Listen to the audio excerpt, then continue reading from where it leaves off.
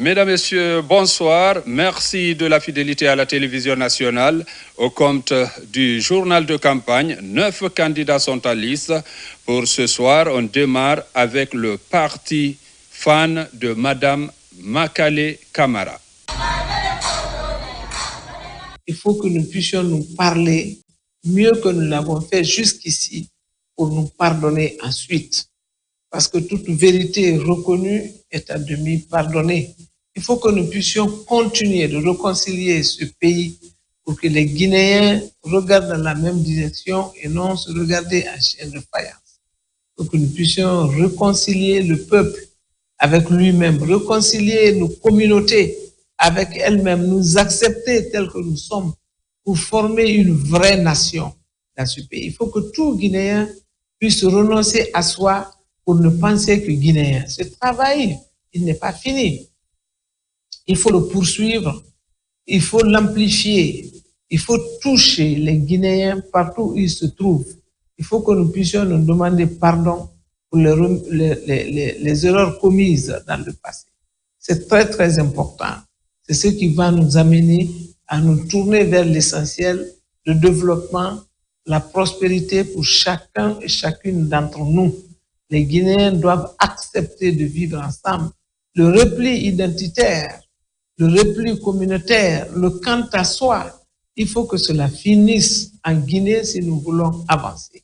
Et je pense que personne ne peut le faire mieux qu'une mère, parce que ce sont les femmes qui font en sorte que les sociétés s'intègrent. C'est les femmes qui se marient chez les autres. C'est nous qui avons des enfants ailleurs. C'est nous qui avons des frères, des maris ailleurs. Quand vous séparez une famille, vous trouverez que la maman est d'une ethnie, le papa est d'une autre ethnie, les enfants, ils se réclament de qui? Il faut donc qu'en Guinée, nous puissions vraiment cesser de se comporter comme si nous étions une communauté. Nous ne sommes pas une communauté, nous sommes un peuple. Et ce peuple doit être homogène. C'est Dieu qui a voulu faire ce pays et le rendre divers. Cette diversité est notre force. Elle doit l'être de toutes les façons. Cette diversité doit nous rassembler. Nous devons en profiter vraiment pour dire que c'est un pays riche, riche de ses hommes d'abord, riche de son sol, riche de son sous-sol. Donc, la chose extrême, importante, urgente qu'il faut faire, c'est de réconcilier les Guinéens, que ce ne soit pas de 20 mots, mais que ce soit une pratique de tous les jours, pour que dans notre tête puisse exister le Guinéen tout court. Donc c'est en cela que je pense que je peux vraiment raffermir les liens de parenté, les liens de fraternité, les liens de guinéanité entre nous, afin que nous puissions avancer et progresser. Et cela étant dit, il faut que équitablement, nous puissions repartir les richesses. Nous ne pouvons pas privilégier une zone par rapport à une autre. Ce qui est en Guinée appartient à tous les Guinéens. S'il y en a qui parlent de région et de régionalisation, mais si nous prenons région et régionalisation, est-ce que toutes les régions de notre pays s'équivalent en matière de ressources du sol et du sous-sol? Il faut donc que les richesses que nous puissions tirer de nos terroirs puissent profiter équitablement à tous les Guinéens. Ça aussi, c'est un aspect qu'il faut vraiment corriger afin que les Guinéens se sentent bien en Guinée. Nous sommes un pays riche, extrêmement riche. C'est incroyable comment est-ce que Dieu nous aime et nous a dotés de richesses. Du sol au sous-sol, des ressources humaines, nous avons tout pour réussir. Mais jusqu'ici, nous sommes en train de peiner sur la route parce que nous ne regardons pas dans la même direction. Je l'ai dit, je le redis, la manne que Dieu a mise dans ce pays, si les Guinéens ne s'associent pas pour le partager, pour en profiter, nous n'allons pas en profiter. Que personne ne pense qu'il peut tirer le drap sur lui, il peut tirer tout de son côté et laisser les autres sans.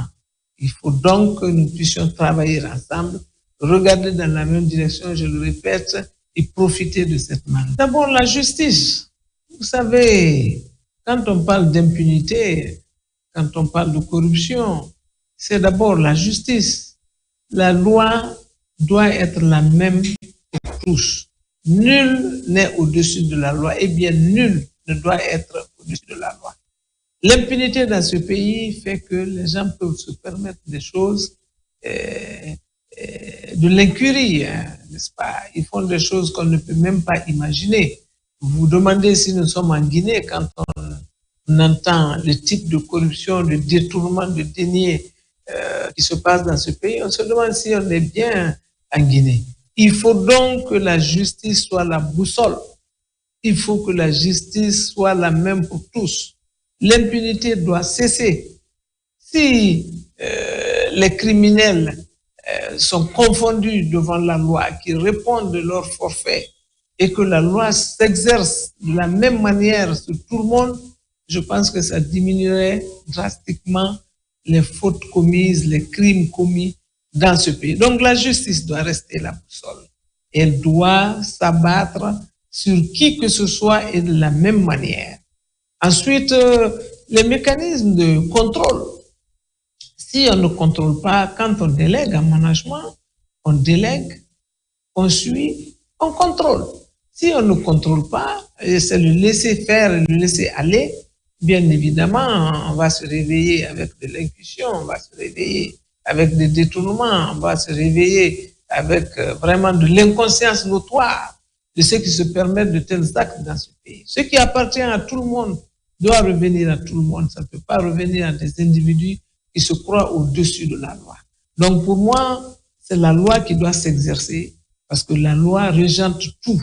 Tous les secteurs de notre vie sont régentés, n'est-ce pas, réglementés par la loi. C'est ça le vivre en communauté. On a fait des lois pour que chacun sache ses limites et ne les dépasse pas. Mais si cette loi ne s'exerce pas correctement comme cela devrait être, vous comprendrez que les plus malins vont se faufiler dans les interstices qu'on ne peut pas maîtriser. Il faut donc que la loi soit la même pour tous.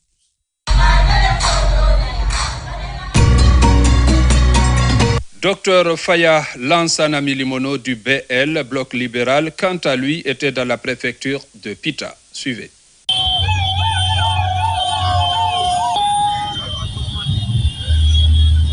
Peuple de Guinée, nous sommes aujourd'hui le 15 décembre 2025.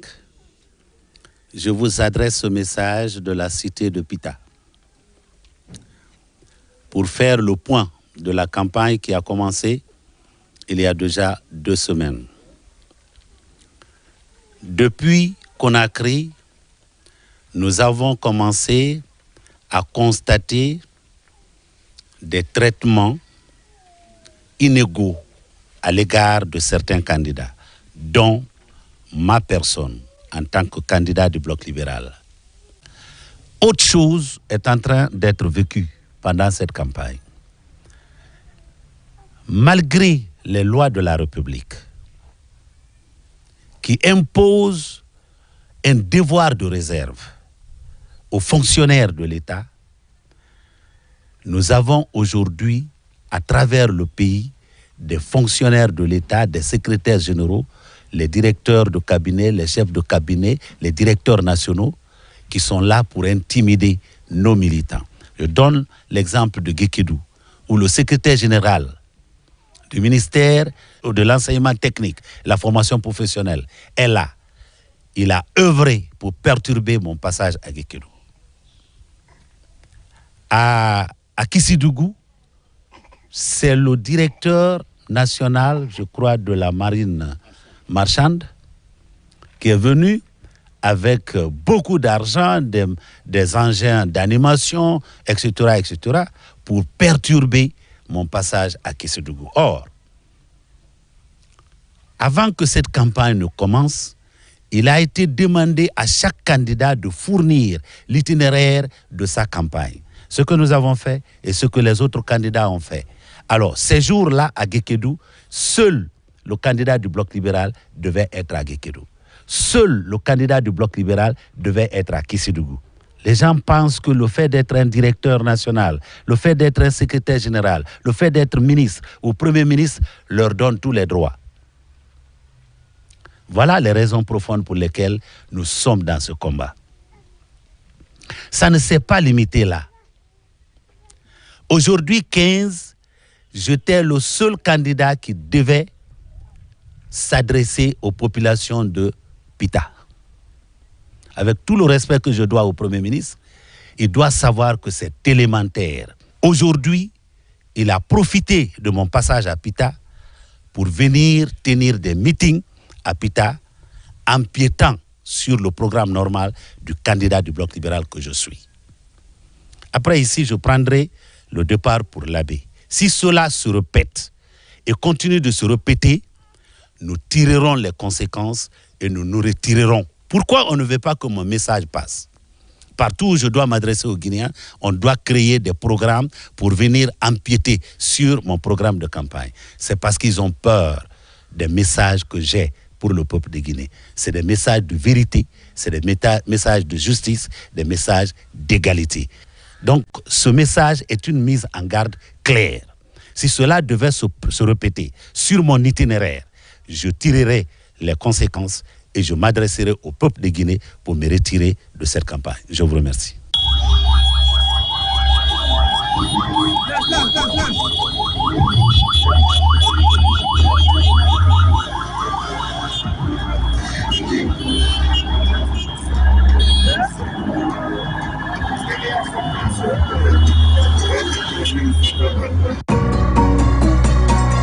À présent, le passage de M. Mohamed Chérif Tunkara, candidat indépendant dans la préfecture de Mamou.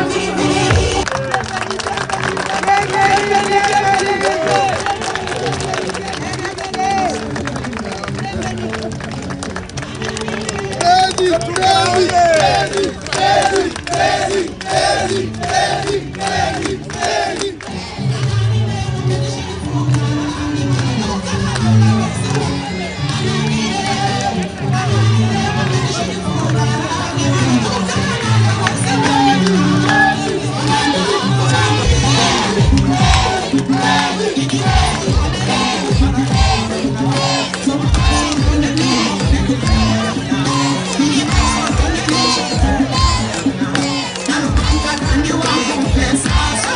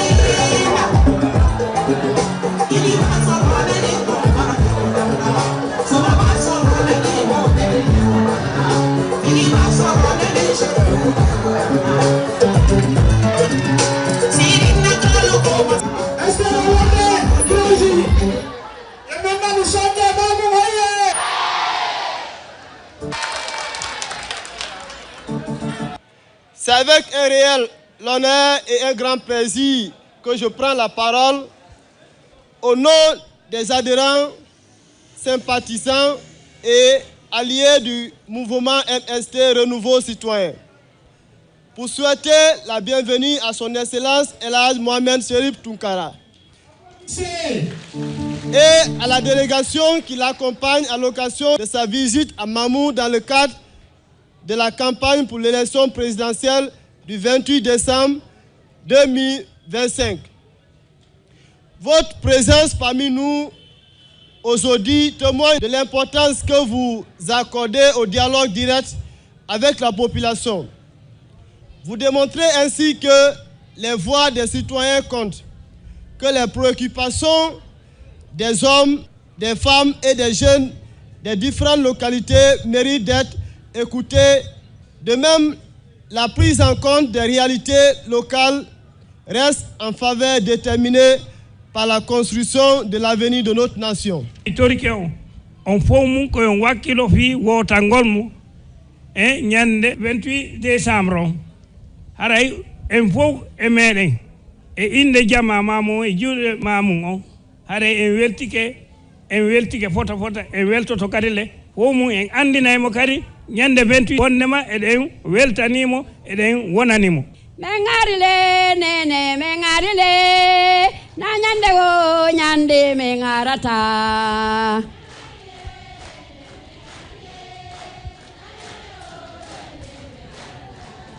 on jarama le nene jarama le sewbe jarama le rewbe arama no arede abasali mon en salmini Alhaji Tounkara himo bamba en tawmo mo Sékou Touré ya o naati mo jodi ka jullere kono wadi den jokkutudo mo weltoden ko honɗugo jodani ka jullere ko wallugol ɓeyɓe ɓen e miskinaɓe ɓen e alɗuɓe ɓen fof mum o fonna o waɗa goto ɓay ko on ɗum waɗi hiɗe wonde e andeji buy lagine kono Tounkara na huɗaɗo de Tounkara ko partinani so yeeyi joni o jooɗike o conserveri kamen ɗo pay koye aray golla ɓe uddita uleri on dabola o gollay hottorlo ko gollay kankan e chomata ɓiɓɓe men ɓe chomata tiɗa mari ko ɓiɗɗo ma on addane ka suudu a tampa kono ɓeyɗo sa ɓiɗɗo ma o addali o addorali hara yiɗa tampi en pow hiɗen ƴetti du'a hiɗen bambi mo debbo bambi yanata en bambi Alhaji Mohamed Cherifu ha Sékou Touré ya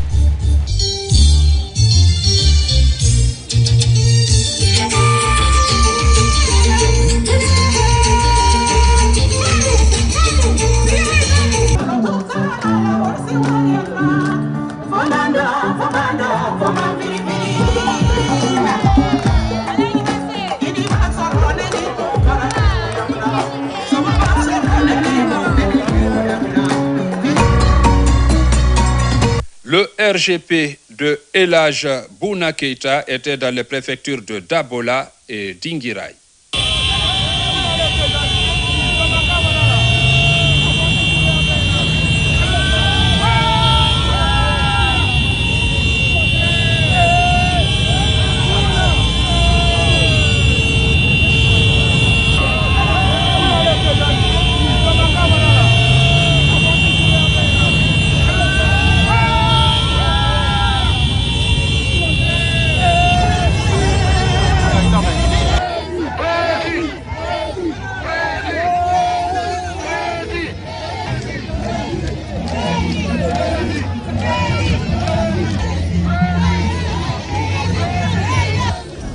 Merci Dabola. Je suis né à Dabola. Dabola m'a prouvé que vraiment leur fils est venu. Je décline un peu ma politique. Ma politique c'est quoi? C'est l'agriculture. Quand vous votez pour moi, je vais mettre l'agriculture devant. Je vais mettre l'industrie devant. Il faut regarder je mettrai la banque de développement pour l'industrie. Parce que quand vous entendez la sécurité, la première sécurité c'est ton ventre. Si tu n'as rien mangé, tu ne peux rien faire. Je vais construire les écoles publiques parce qu'aujourd'hui, il faut regarder à un moment, les écoles privées ne te demandent pas, sauf le jour où il y a des compositions, on te dit si tu ne payes pas, ton enfant ne compose pas. Si je serais président de la République, je mettrais beaucoup d'écoles publiques dans toutes les régions et même les sous-préfectures. Je vais développer la santé. Il faut savoir, le même hôpital qui se trouve à Donka, à Ignasdine, c'est la même chose que je ferai à Debola. C'est la même chose que je ferai à Koussa. Je vais essayer de vous dire, ma politique, c'est pour quoi? C'est pour les Guinéens. Hier, même notre usine qui était là, aujourd'hui, il faut regarder. Si on ne peut pas acheter l'arachide, est-ce que tu peux le vendre? Si je serai président de la République, je vous donnerai les moyens à toutes les femmes et les hommes pour cultiver. Alialo, ni Debola Kandeta, Mbaka président ni Lomina, ni capitale économique au Conakry, mais ni la capitale politique di Debola. Donc Debola Kali, Damansenaru Aliama Pere, Albanta Lomina, Mbala Damankola Sonia Aluye. Mais c'est le Kakola Sonia Aluye. Mais il Kola Sonia Aluye. Politicien Tessilana, Miwulata, Miyata, Mibebata. Si d'abord on a des politiques à Dogata, il y a des politiques qui sont pour là. Mbasi Lomina, Alia Mapene, Société Bamine pour la Dunia, la Tama, c'est pas la Kiadabula. Alia Konte, quel pila Sabanani, Nolu, Wara, Wara, Aseina. Allez voter à la Guinée, la Guinée Mapaleng. Il va pomme de terre Sami. Pomme de terre la Torino. Il y a pomme de terre Ninawala, Sénégal. Il va pomme de terre la Sénégal. Avant ton niveau, les bonnes à Yolopol Vibé. Anna Tabati Lotiana, Izin Tamulo. Anna Tabatiana, Izin Tamulo. Anna Makuratiana, Izin Tamulo. Albert président ni Niwoditi Aluma, Albert Izinino. La Guinée Moussol de la Toro, Daboula Bravo, Daboula Nike.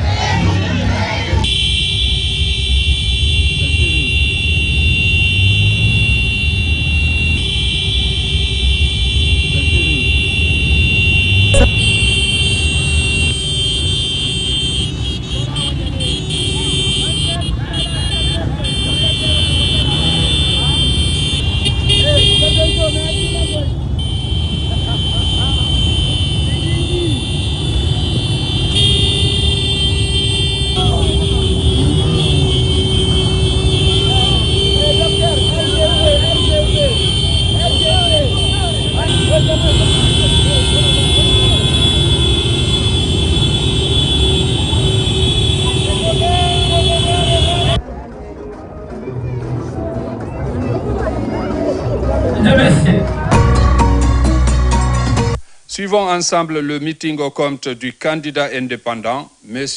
Mamadi Doumbouya.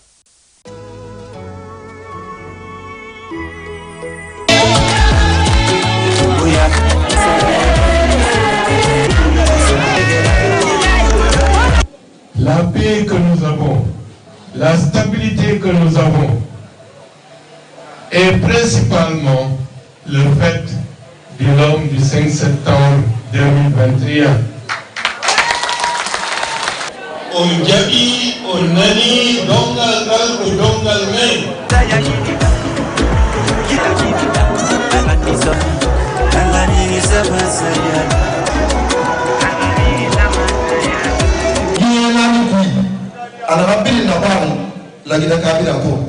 Ce que femme veut, Dieu veut.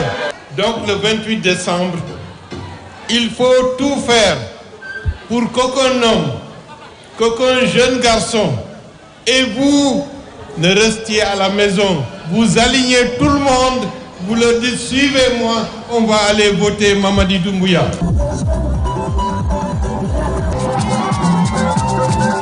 Mesdames et messieurs, il est tout à fait normal, légitime et justifié que le peuple de Guinée réclame et soutienne la candidature de M. Mamadi Doumbouya. Quand on a tourné, on nous a fait savoir que la population de Guékédou attendait la réalisation des 18 km de route.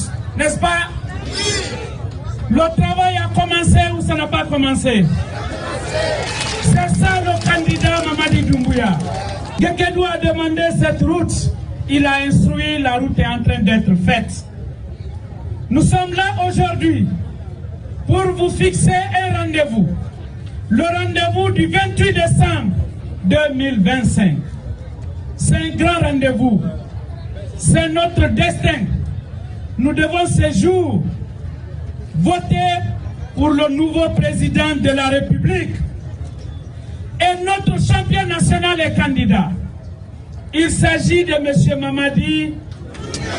Mamadi, vous votez pour votre destin. Vous votez pour votre avenir. Parce que notre candidat Mamadi Doumbouya, il a un projet de société. Pendant 4 années, il a travaillé pour nous. Aujourd'hui, quand vous prenez les voies urbaines, Guékédou est l'une des villes les mieux dotées en voirie urbaine, n'est-ce pas? Oui. Quand je quitte ici, je vais à Baladou. Il y a le goudron, il n'y a pas de goudron. Je quitte ici pour Bambo. Il y a le goudron, il n'y a pas de goudron. Je quitte ici au collège Sokoro. Il y a le goudron, il n'y a pas de goudron. Le projet de société du candidat prévoit de faire de Guékédou ce que Guékédou était avant les attaques rebelles, le plus grand marché de la sous-région. Guékédou va renaître. C'est le message du candidat Mamadi Doumbouya. La renaissance de Guéké. La renaissance de Guéké. C'est pour cela. Après le 28 décembre, parmi les projets prioritaires, vous avez le projet de la route Guékédou-Fangamandou. Donc voter pour Mamadi Doumbouya, c'est voter pour la prospérité de la population de Guékédou. Voter pour Mamadi Doumbouya, c'est avoir la route Guékédou-Gendembou. Notre candidat a pris l'engagement de faire de la région forestière la région la plus industrialisée de la Guinée. Massanta, le travail du barrage Lofa a démarré. Guékédou, le travail du barrage Kenon va démarrer dans les 3 mois qui suivent.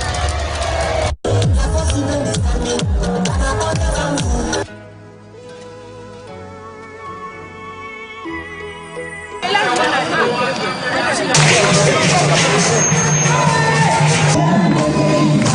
femmes de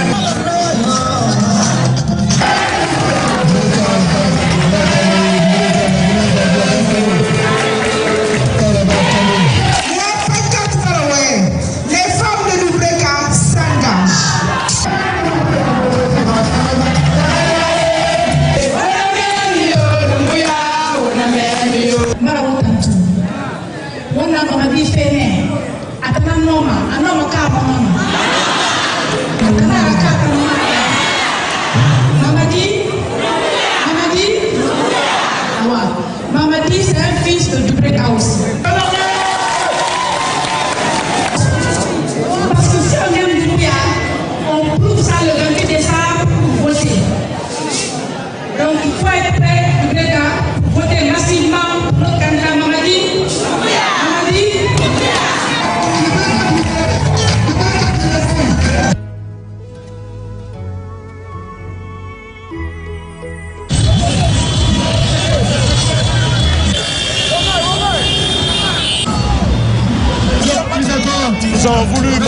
candidat Mamadi Doumbouya, que la jeunesse de la Guinée le soutient et que nous ne ferons autre choix que de voter pour lui le 28 décembre 2025. Pour voter, voilà le spécimen qui est là. Notre candidat Mamadi Doumbouya est la première personne, le numéro 1. Il est là, le numéro 1. Le nom c'est Mamadi Doumbouya. Le nom de son parti ou son mouvement, il est candidat indépendant. Le sigle c'est la GMD. Le logo c'est 5 étoiles, GMD, bâtir ensemble. Et devant il y a la cage qu'on appelle cage pour cocher. On coche là. Donc nous demandons à tous les militants, tous les sympathisants de la GMD, le jour de vote, ne vous trompez pas. Notre candidat est sur la première ligne, le numéro 1. Il est là en bassin, la main soulevée un peu vers le visage. Voilà, son nom est là, Mamadi Doumbouya bien écrit. Il y a le nom, il est candidat indépendant. Le site qui est là, c'est la GMD, qui signifie Génération pour la modernité et le développement. Nous avons le logo, 5 étoiles, GMD, bâtir ensemble. Et vous cochez là.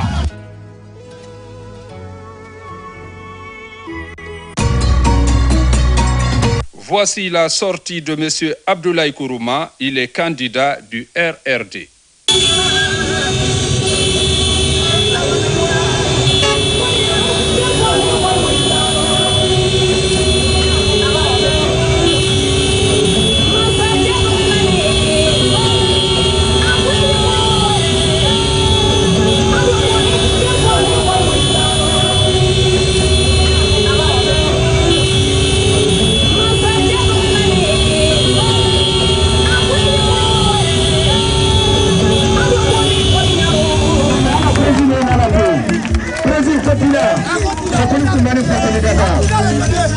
Merci.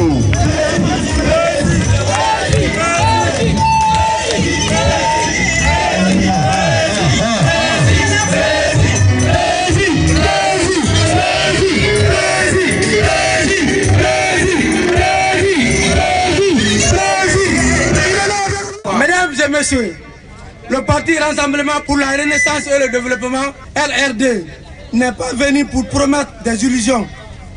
Il est venu pour proposer une vision claire, réaliste, inclusive, fondée sur le travail, la solidarité. Il connaît des souffrances de notre peuple. Il comprend les aspirations de la jeunesse et il respecte la sagesse de nos aînés. Chers militants, votre présence massive ici est la preuve que le changement est en marche. Elle témoigne de votre engagement, de votre courage et de votre foi en un avenir meilleur. Vous êtes la force motrice de cette campagne. Vous êtes les ambassadeurs du message, les gardiens de l'espoir. En tant que le directeur de campagne, je vous invite à rester mobilisés, disciplinés et déterminés. Faisons de cette campagne une campagne de paix, de respect et de responsabilité. Des références, comme je me le dis tantôt. Notre parti n'est pas un parti politique de propagande. Le président, c'est un président de conviction. Convaincons par les idées, rassemblons par le dialogue et gagnons par le travail. Mobilisons-nous pour le 28 décembre. D'aller voter massivement pour le parti RRD. Cependant, je vous demande de vous lever, d'applaudir sérieusement et accueillir comme il se doit celui qui porte nos espoirs, celui qui incarne notre ambition collective, son excellent honorable Abdoulaye Kourouma. Nous sommes rassemblés ici, non pas pour faire la figuration, mais pour écrire l'histoire. L'histoire d'un peuple qui dit non à l'injustice, non à la misère, non à la confiscation de ses droits, et qui dit oui à la dignité, oui à la justice sociale, oui à un avenir construit par nous et pour nous. Nous promettons une république où chaque citoyen compte. Le RRD dit assez. Nous allons reconstruire l'école publique guinéenne, valoriser le métier d'enseignant et garantir à chaque enfant de la Guinée une éducation de qualité. Applaudissez! Gratuite et équitable. Et que dire de nos centres de santé, de nos femmes qui accouchent sans lumière, de nos malades qui meurent par faute de soins, de nos personnes âgées abandonnées, de nos frères et sœurs vivant avec un handicap ignoré. Alors je vous demande, camarades, vous êtes prêts à défendre notre programme dans chaque coin de Kankan? Vous êtes prêts à triompher la voix du peuple? Ensemble, nous sommes le RRD. Ensemble, nous allons gagner. Ensemble, faisons résonner notre slogan. RRD Renaissance. RRD Justice. RRD Éducation. RRD Santé. RRD le peuple d'abord. Je vous remercie. Amra Kankanatama. Amra Jamaye. Amra Kankankaliye. Ankalo. Kukankan demisenu mako ibara la. Ankalo kukankan demisen mako dotoro berebere ni école kramo berebere la. Ankalo kukankan jamana kankan so mako gila amako isla la. Mais na ya fait la Guinée wa nyefe. Na ya fait la Guinée wa nyefe. Vous les jeunes, vous êtes responsables du développement de la Guinée. Andi la Guinée wala tala. Anda la tala jamana la. Mais kalonya la tala la di. Kasla di molma. Kaji di molma. Kadotroso di molma. Kakrankeiro di molma. Kono ante wa keme ni wa keme fla do na molbolo. Uba ke jamana ma fil soro. Ne ala sona naika confiance là non qu'a voté le 28 décembre nanka mansaya soro la Guinée konoden a dit d'autres nyumal soro d'autres sera a dit amélioré école kramo nyumal dit soro école kramo sera dit amélioré cela dit soro dit soro fonctionnaire sera dit amélioré iba oti jamana ma ibra jamana konoden beso. Mais nous kuma kelem pesa le fola nyana ay kanay sonko la farama maninka côté soso côté berese côté koniaka côté fla côté la Guinée collé anye la Guinée ta anye sawa ana horoya la anye sawa la Guinée kayala wole kankan kera kankan batedi. Mais le 28 décembre répondez par le vote. Aïe voté, le RRD est en 5e position. Et la case est notre symbole. Donc, vive la jeunesse de Kankan, vive la population de Kankan. Pour que le RRD triomphe à Kankan, je vous remercie.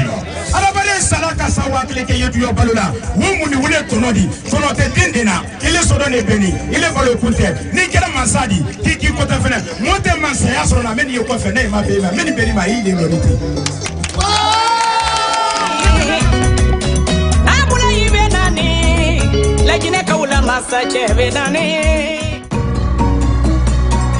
Le parti ARP du candidat Mohamed Nabé a tenu son meeting. Suivez.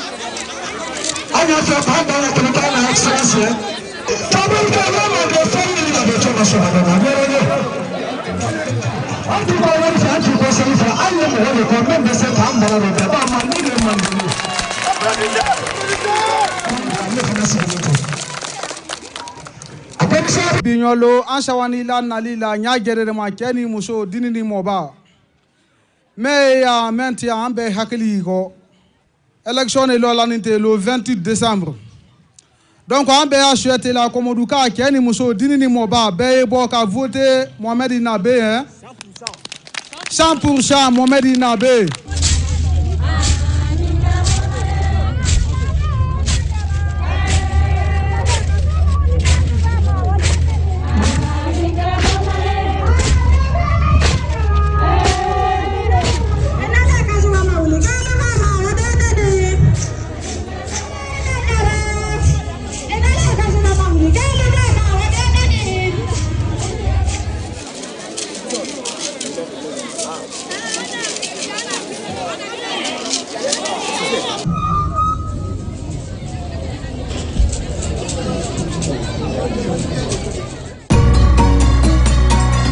Au compte de la campagne toujours, voici le meeting de M. Abdoulaye Yero Baldé du Frondeg. La jeunesse de la le président a intégré son excellence Abdoulaye Yero Baldé, l'homme qui obéit à ses paroles, l'homme qui donne plaisir à la population.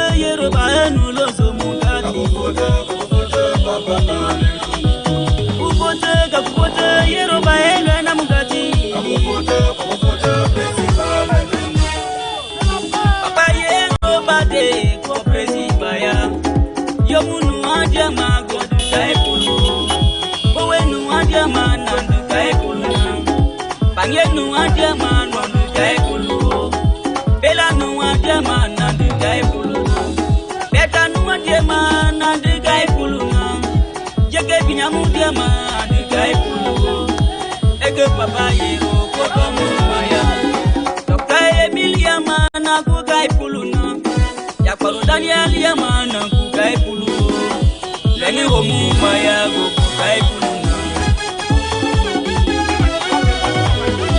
La jeunesse entière de la forêt soutient Papa Papa Yero Baldé. Nous sommes derrière toi Papa Yero. Nous vous soutenons Papa Yero. Maman vous soutient, Papa Yero. Ton papa vous soutient, oh Papa Yero. Quel est tout pour nous, Papa Yero. On t'a entendu, mais on ne voyait pas. Mais le tout est là, Papa, nous sommes fiers de toi. Papa, soyez les bienvenus, Papa Yero. Allez voter, 100%, à voter, 100%. C'est le papa qui obéit les paroles, le papa de la jeunesse guinéenne. Et papa vraiment pas lourd. Et pas lourd, la Guinée flammonne, qu'elle est. Et pas lourd, la Guinée le Nicolas monnaie. Y'a les étudiants diplômés.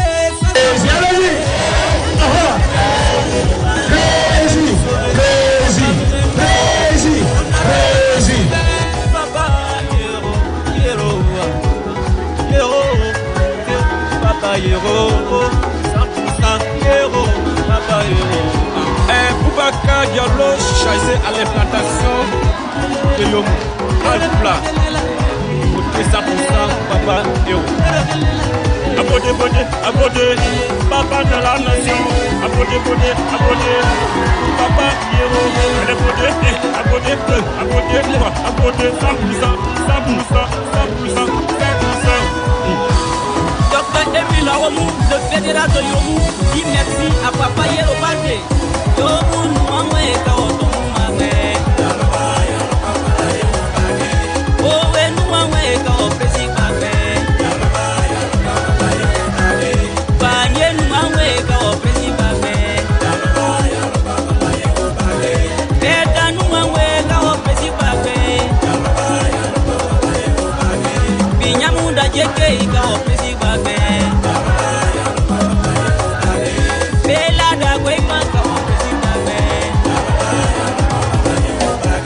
Papa, c'est Emile Poulémou. Autant tous pour le Frondec. Maman Hélène Nonamou, la présidente du Frondec de Boé. Papa Koli, Ava, Inowewa, le président du Frondec, Abeta. Maman Kwaku Yvette Collier, Tanti Patou Banamou. Maman Agnès Nyambalamou, les braves femmes de Bagné, lèvons-nous et soutenons Papa Abdoulaye Yero Balbe. Yomouoye Noni Bakulate, Malondi Wololi, Noni Bakunyangai, Malondi Wololi. Takange Papuo, Takange Papuo. Eya, Malubo. Ya papa la kine ya mule pero ya palugo bari tamu tamu ya la palle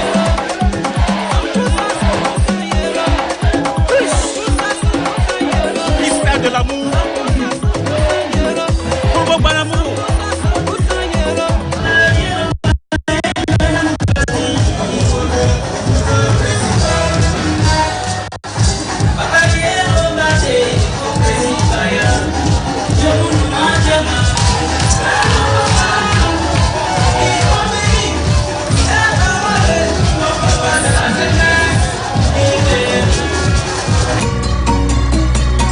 Et place maintenant à Ibrahima Abbé Silla, candidat du parti NGR dans les préfectures de Bofa, Boké et Kamsar.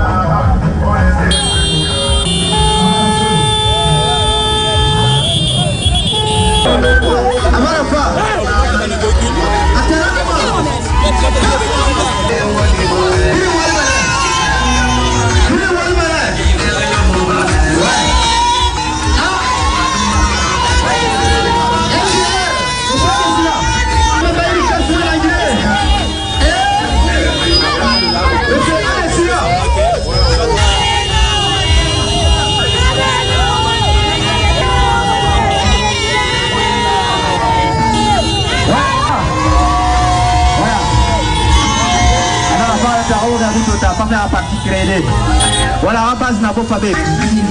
Monsieur Abbé.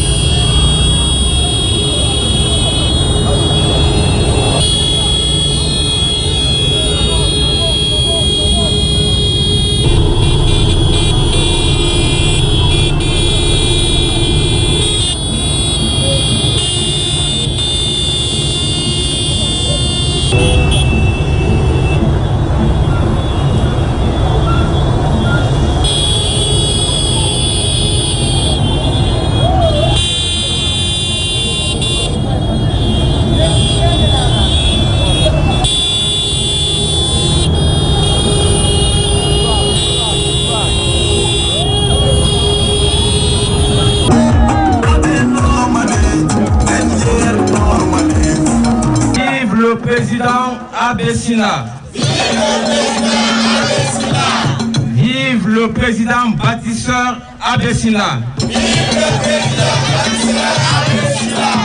Monsieur le président Ibrahima Abbé Silla. militants et sympathisants de la LGR, chers compatriotes, c'est avec un sens élevé du devoir et une solennité pleinement assumée que je prends la parole en ce jour d'importance majeure pour notre formation politique et pour la région de Boké.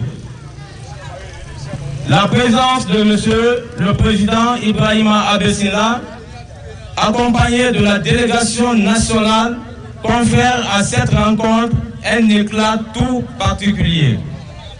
Boké, terre d'histoire et de dignité, fidèle à ses valeurs d'hospitalité et de respect, vous accueille avec chaleur. Cette région se présente aujourd'hui dans toute sa diversité. Son peuple uni par une fierté et une volonté de participer à l'essor national. Boké incarne la résilience et l'effort. Les sages, gardiens de l'héritage culturel, ces femmes véritables piliers sociaux, ces jeunes moteurs du progrès et de l'innovation, ces travailleurs, agriculteurs, pêcheurs, artisans et cadres locaux ont toujours œuvré pour la paix, l'unité et la cohésion sociale. Il y a une chose que les Guinéens ne savent pas sur moi. Je suis mon père, mon grand-père, ils sont tous de Kindia. Mais du côté maternel, ma maman, sa mère, son père viennent de Boké. Donc, si vous voyez, je suis un métis entre les dames de Boké et les hommes de Kindia. Et je suis très heureux d'être à Boké, parce que je considère Boké aussi comme ma ville natale, voilà. Donc ça ne doit étonner personne si vous voyez aujourd'hui que j'ai eu de telles réceptions à Boké. Vous avez écouté le projet de société de la LGR. Pourquoi nous sommes en Guinée cette fois-ci et nous demandons à être le prochain président de la République. Ainsi soit-il. Donc, ce projet consiste à quoi? C'est de, 1, mettre le socle de la gouvernance. Qu'est-ce que je veux dire par là? Il y a 3 volets. 1, c'est la sécurité pour tous. 2, la justice. Un pays ne peut pas se développer sans la justice. Je vais essayer de créer un climat propre à tous les Guinéens pour qu'on se retrouve comme Guinéens d'abord. Et pour ça, il faut un homme comme Abessina. Vive la NGR!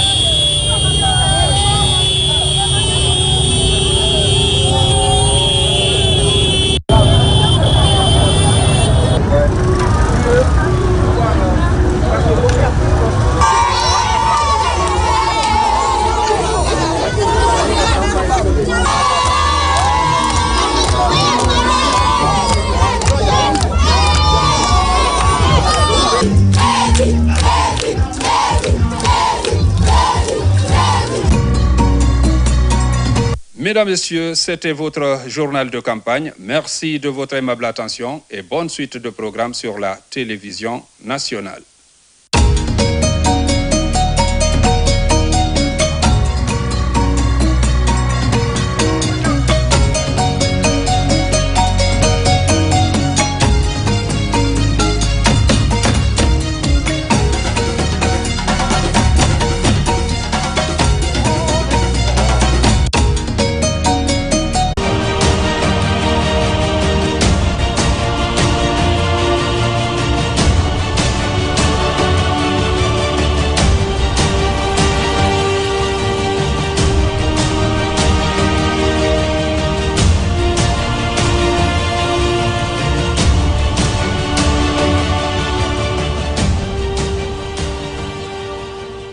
Bonsoir à toutes et à tous et bienvenue sur les antennes de la RTG pour ce tout premier numéro de l'émission spéciale Face aux électeurs en cette période cruciale de l'avenir de notre démocratie.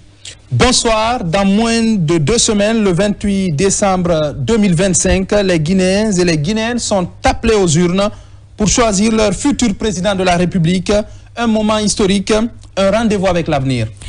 En effet, l'histoire électorale de notre pays est riche et a connu des moments forts. C'est pour consolider cet édifice en cours de construction que la RTG vous offre, chers téléspectateurs, cette tribune. Ici, tous les candidats ou leurs représentants défileront, s'exprimeront et tenteront de dérouler leur projet de société, leur ambition pour une Guinée meilleure.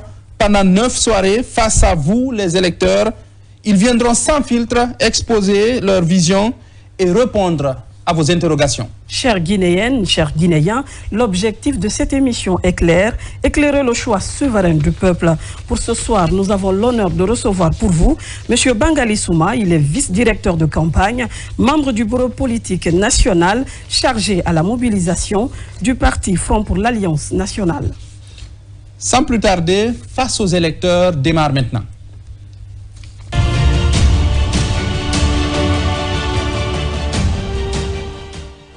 Et même téléspectateurs, encore une fois, bienvenue dans cette émission spéciale.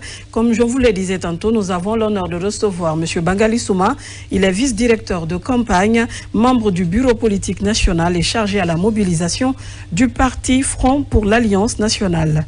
Bonsoir Mariam et bonsoir à notre invité. Bonsoir. Merci, vous êtes le tout premier, donc voilà, bienvenue. Merci beaucoup, monsieur Ba. Monsieur Souma, oui. Pour commencer, est-ce que vous pouvez présenter brièvement aux Guinéens, en résumant en quelques minutes, la philosophie générale du parti FAN, son projet pour la Guinée? Quelle est la rupture ou la continuité que vous incarnez? Ok, encore une fois, bonsoir. Oui. Bonsoir à tous les téléspectateurs, téléspectatrices. Bonsoir encore une fois à l'ensemble du peuple de Guinée. C'est un honneur pour moi ce soir d'être sur ce plateau afin de pouvoir défendre le projet de société du Front pour l'Alliance nationale. À l'occurrence, Madame la Présidente Hadja Makale Camara, je la représente ici ce soir.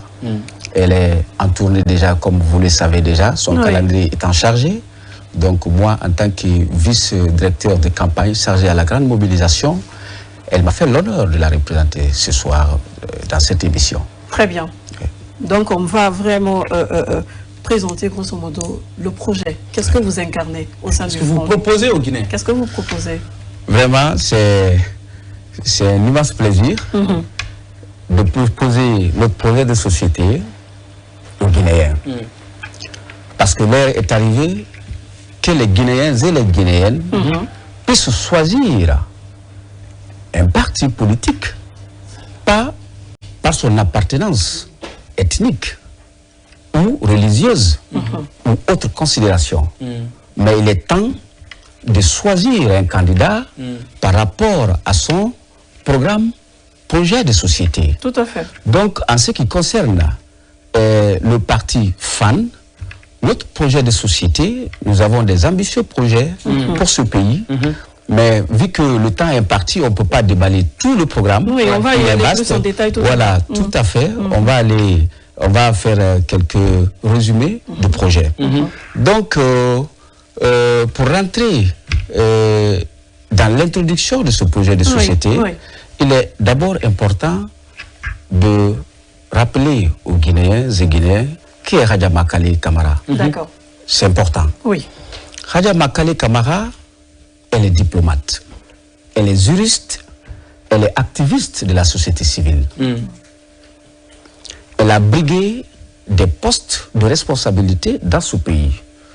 De 1958, c'est-à-dire le temps du fait Ahmed Sékou Touré, Hadja Makale Camara a commencé à travailler au sein de l'administration publique guinéenne.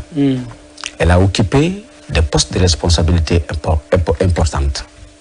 À savoir, elle a été la première femme à occuper la direction générale, c'est-à-dire l'inspection générale du travail. Elle a été la femme, je dis bien la toute première femme à occuper le poste de l'inspection générale du travail. Alors, elle a été inspectrice générale du travail. Donc, elle connaît le milieu du travail entre les travailleurs et le patronat.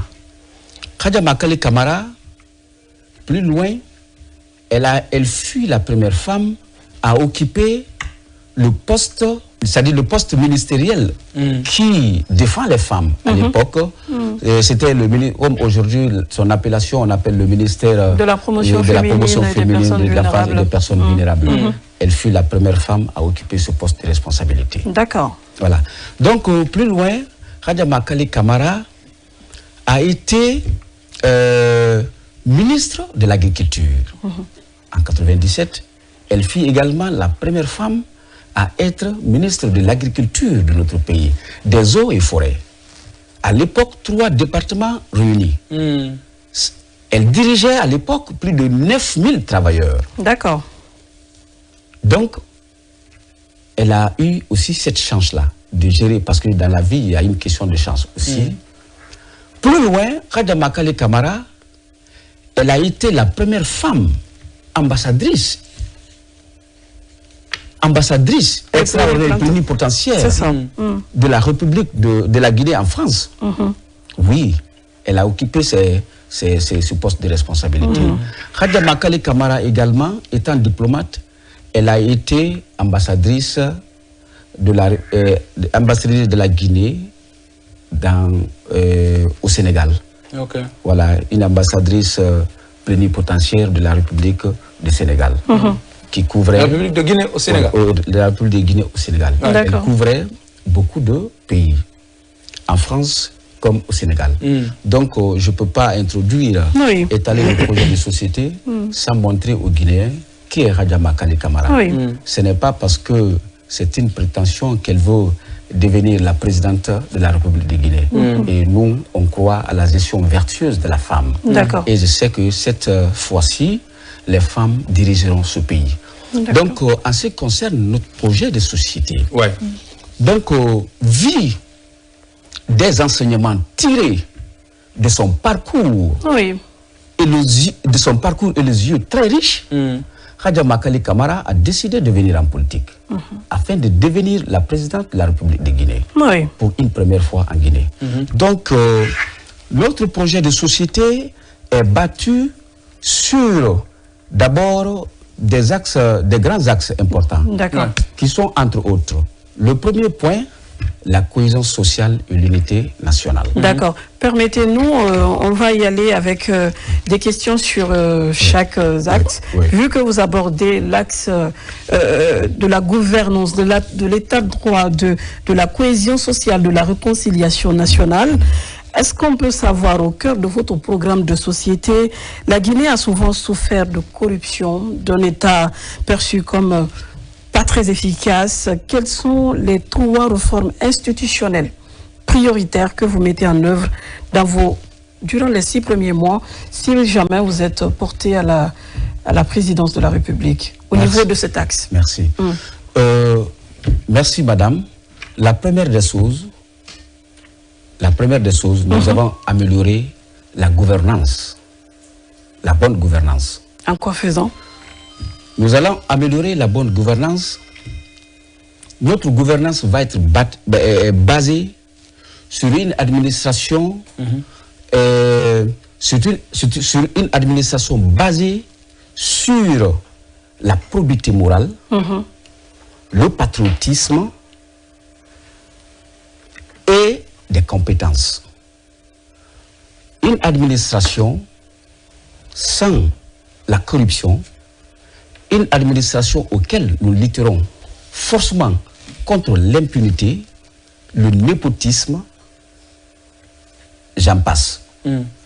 C'est une gouvernance qui va prévoir le redressement économique réel et lutter véritablement contre la corruption.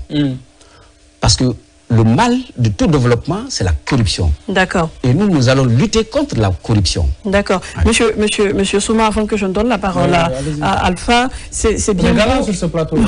C'est bien beau de dire que vous allez lutter contre la corruption, que vous allez faire la promotion de l'élite. Mais est-ce que on pourrait expliquer de façon concrète, par exemple, les instruments que vous allez employer pour arriver à ces fins? À ces fins. Tout à fait. Nous avons des instruments à ce niveau. Par exemple, quand on dit le patriotisme, parce que vous ne pouvez pas, quoi qu'on dise, quoi qu'on fasse, si les Guinéens et les Guinéennes ne sont pas patriotes, quel que soit le programme mis en place, ces programmes-là n'aboutiront pas. Dans la mesure où il n'y a pas la probité morale. Ouais. Donc, dans la mesure où il n'y a pas la probité morale, il n'y a pas le civisme, c'est-à-dire il n'y a pas la culture du patriotisme. Donc, nous, on va former des cadres qui seront au sein de cette administration, non seulement au patriotisme, servir que le pays, servir que la Guinée et non se servir. Parce que le plus souvent, les gens se servent du pays et non servir le pays. Tout à fait. Donc, nous, on va faire en sorte que les cadres qui seront dans notre gouvernance seront sensibilisés, seront formés pour servir la Guinée, qui a tant souffert. Oui, on sait que vous n'êtes pas à votre première. Vous êtes un habitué aux joutes électorales, aux campagnes, très tendues même parfois. Vous savez boxer dans l'arène politique depuis des années. En tout cas, vous arrivez à survivre là où beaucoup sont partis. Qu'est-ce qui vous distingue fondamentalement de vos 8 autres candidats concurrents en termes de projets, de programmes? Pourquoi on devrait vraiment vous choisir? Merci, monsieur Baldé, c'est la même chose. De poser cette question-là. Effectivement, il y a une particularité par rapport à cette aventure, dans la mesure où, parmi les 9 candidats, il n'y a qu'une seule femme. Voilà. Déjà, Déjà. Ça, c'est une particularité. Donc, celle qui est candidate n'est pas aussi n'importe quelle femme. Elle connaît largement ce pays et elle peut gouverner ce pays. Troisième particularité, la gestion de la femme est une gestion vertueuse. La femme a peur de la corruption. La femme a peur d'être humiliée. Par conséquent, aucune femme ne cède à la corruption. Donc, ça c'est une particularité face aux autres candidats. Pour dire que, c'est pour cela que j'ai rappelé que Hadja Makali Camara n'est pas n'importe qui, en tant que femme, en tant que quelqu'un qui a eu à gouverner, elle est une espèce rare. Donc c'est notre point fort de cette élection, et nous voulons dire à l'ensemble des filles et fils de la Guinée de voter pour Hadja Makali Camara. Pourquoi? Elle est la seule candidate. Et quand on prend le taux de femmes en République de Guinée, les femmes occupent plus de 53% de la population. Alors, si la femme guinéenne est capable, si la femme guinéenne souhaite que ce pays-là soit gouverné par une femme, et le moment est là. D'accord. Parce qu'il y a une seule femme candidate. D'accord. Donc ça, c'est une particularité à part par rapport aux autres candidats. Monsieur Souma, on va retourner au niveau de l'axe qu'on a abordé. La question de la réconciliation nationale et de la justice est cruciale.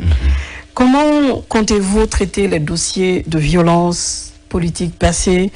Privilégierez-vous une approche justice traditionnelle de pardon, ou bien vous allez combiner les deux? Concrètement, quelle instance vous allez mettre en place pour rétablir et favoriser la réconciliation nationale?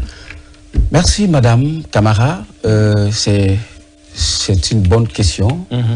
C'est les fléaux qui gangrènent notre pays. Vous ne pouvez pas parler de développement sans la paix, sans l'unité nationale, sans la cohésion sociale. Bien sûr. Vous comprenez? Donc, raison pour laquelle, quand nous avons choisi comme notre premier axe la cohésion sociale et l'unité nationale. Avant tout, la Guinée est un pays de paix, de travail, de justice et de solidarité. Nous, en quoi faisant? Nous allons faire en sorte que toutes les composantes sociales de la Guinée puissent se retrouver, puissent se pardonner, puissent prioriser la Guinée sans parler de l'ethnie. Parce qu'aucun pays ne peut se développer avec l'ethnie. L'ethnocentrisme freine le développement. Donc nous, ça vous paraît littéraire, mais ce n'est pas littéraire. Pourquoi jusqu'à présent le pays là tarde à se développer? C'est parce que tout simplement, il y a des considérations au sein de la gouvernance qui ne doit pas être. Vous voyez, non? Donc, du coup, nous, on va rassembler les Guinéens. En quoi faisant? Autour de l'essentiel. Oui, des journées des journées de sensibilisation, de dialogue. D'accord. Voilà, des portes ouvertes. Et puis, c'est-à-dire, on a des activités de sensibilisation, de formation, dans ce sens-là. Parce qu'il faut qu'il y ait l'éveil de conscience. Voilà. Les Guinéens, on doit réveiller la conscience des Guinéens. Vous savez, c'est extrêmement important, ça vous paraît éthique, mais le développement est mental. Oui. C'est l'ensemble des changements sociaux, mentaux, sociaux d'une population apte à accroître le PIB. Si la population n'est pas prête, mentalement, socialement, vous ne pouvez pas accéder au développement. Raison pour laquelle nous, on va mettre des instruments de sensibilisation, de formation dans le cadre du civisme, que les Guinéens prennent conscience du retard du pays, que les Guinéens prennent conscience qu'on ne peut pas se développer sans l'ethnie. On va dire avec l'ethnocentrisme. Oui, toujours sur cette question de droits de l'homme, de l'aspect de liberté et tout. Ça sera quoi votre modèle en termes de justice? Est-ce qu'il y aura des réformes que vous proposerez dans ce secteur ou qu'est-ce que vous proposez? Notre mode de gouvernance, ça va être la sociale libérale. Vous comprenez? Nous croyons à la démocratie, nous croyons à la démocratie comme étant la meilleure bonne gouvernance. Voilà, donc nous allons établir ça et nous croyons à ce qu'on appelle la solidarité, la liberté et la paix que nous allons instaurer dans notre gouvernance. Donc c'est à cela nous croyons fermement qu'on peut changer ce pays. Avec vous, c'est le pardon ou bien c'est vraiment la justice aux justiciables? Ou c'est les deux à la fois? Vous allez venir demander le pardon national pour que tout le monde avance ou bien vous allez rendre justice à ceux qui ont été frustrés? Non, bon, de toutes les façons, la justice, il n'y a pas de paix sans la justice. Oui. Vous êtes d'accord? Tout à fait. Donc on va établir... Oui, pour une forte réconciliation, qu'est-ce que vous allez faire? Pour une forte réconciliation, on va imposer d'abord la justice, on va faire la justice, après on demande le pardon à tout un chacun pour que la Guinée avance. D'accord. Je pense qu'on peut aborder d'autres axes. Oui, absolument. Sur l'axe économique, c'est fondamental, c'est bien la justice, le bien-être, mais après, si chacun a du boulot, ça passe. La Guinée, c'est le pays du Simandou, des grandes mines de Bokeh et de Sigiri, quand je parle d'or et autre chose. On a tendance à oublier l'or et la bauxite aujourd'hui avec le fer. Oui, quand tu parles de l'économie, ajoute l'agriculture. Oui, justement, l'agriculture et tout ça, on va y venir. Mais quand on prend aujourd'hui le secteur de l'emploi jeune, quand vous rentrez dans la Guinée profonde, dans nos quartiers populaires, ces jeunes, ils sont souvent autour du thé et tout ça, avec toutes les potentialités que nous avons. Ça sera quoi le miracle économique? Parce que les gens veulent que ça change, les gens veulent que ça se développe. Qu'est-ce que vous proposez en termes de création d'emplois et de modèle économique? Partant sur la base du social, de ce modèle de libéral social. Merci, monsieur, encore une fois. C'est très, très important que la Guinée puisse prendre ses responsabilités, vu les ressources que Dieu nous a dotées. De 58 à nos jours, la Guinée a eu son indépendance. Ça veut dire que ce pays-là est géré par les Guinéens. La Guinée occupe, en termes miniers, les 2 tiers du bauxite, de la réserve de bauxite mondiale. Et dont la teneur est de 40%. L'exploitation minière doit servir de levier de développement des autres secteurs économiques. Normalement, oui. Ça, c'est la réalité.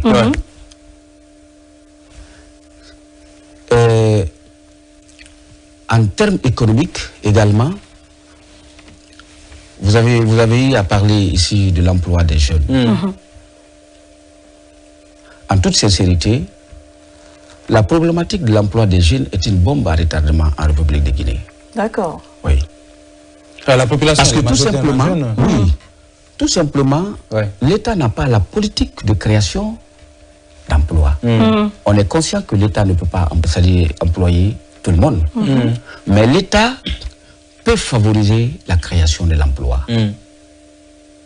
L'État peut s'appuyer sur le secteur privé pour pouvoir produire et créer de l'emploi pour les jeunes. Mais en termes d'employabilité des jeunes également, il faut parler, il ne faut pas occulter cette partie-là, la formation des jeunes. Le socle de tout développement, c'est l'éducation. L'éducation, la formation. Il faut que nous formions la jeunesse guinéenne afin que cette jeunesse soit compétitive. Afin que cette jeunesse soit compétitive. Sur le plan national et international. Bien sûr. Donc, quand on prend le développement de l'agriculture, par exemple. Oui. C'est un des secteurs sur lequel l'État que vous allez représenter va se baser. Hein? Oui, voilà. Donc, quand on prend, par exemple, l'agriculture, on va faire en sorte que l'agriculture, c'est-à-dire on va mécaniser l'agriculture, on va faire en sorte que... Aujourd'hui, on veut même digitaliser l'agriculture. Oui, on va mécaniser l'agriculture, on va digitaliser l'agriculture et on va faire en sorte, on va développer l'agro-industrie pour une autosuffisance alimentaire. Un pays qui ne se suffit pas, un pays qui exporte de quoi à manger, est un pays, ce pays-là ne peut pas se développer dans la mesure où l'agriculture, vous ne pouvez pas parler aussi de l'émancipation d'un peuple sans parler de l'agriculture. Parce que l'agriculture, l'autosuffisance alimentaire, c'est la base. C'est essentiel. C'est essentiel. Voilà. Donc nous, on va faire en sorte qu'il y ait l'agro-industrie afin que nous puissions développer ce secteur pour que la Guinée arrête d'importer de quoi à manger. Donc, on ne peut pas s'autosuffire sans pouvoir développer le secteur de l'agriculture. Oui, quel est le modèle que vous proposez? Est-ce que ça sera des PME, ça sera accompagné de grands agriculteurs? Ça sera quoi concrètement? Ou bien c'est l'investissement public, c'est la formation? Non, c'est l'État qui va s'occuper de l'agriculture. Non, bon, nous, d'abord pour développer l'agriculture, la première des choses, on va subventionner la production du riz. D'accord. On va subventionner la production de riz. En subventionnant les organisations, les PME, les associations. Oui, ou bien c'est l'État qui va s'y mettre. Voilà, ça c'est au niveau de l'État. Quand on va subventionner, c'est-à-dire la production nationale du riz, en détaxant, c'est-à-dire les intrants agricoles et les semences, vous comprenez, et tout en contrôlant le prix sur le marché. Et pour développer ce secteur encore, on va, parce qu'aujourd'hui, l'accès aux terres cultivables, c'est tout à fait une difficulté au niveau des jeunes. Donc on parle souvent de 12 millions de terres cultivables, mais tout n'est pas aménagé. Voilà, on va créer les conditions pour que les jeunes, pour que la jeunesse puisse s'intéresser à l'agriculture.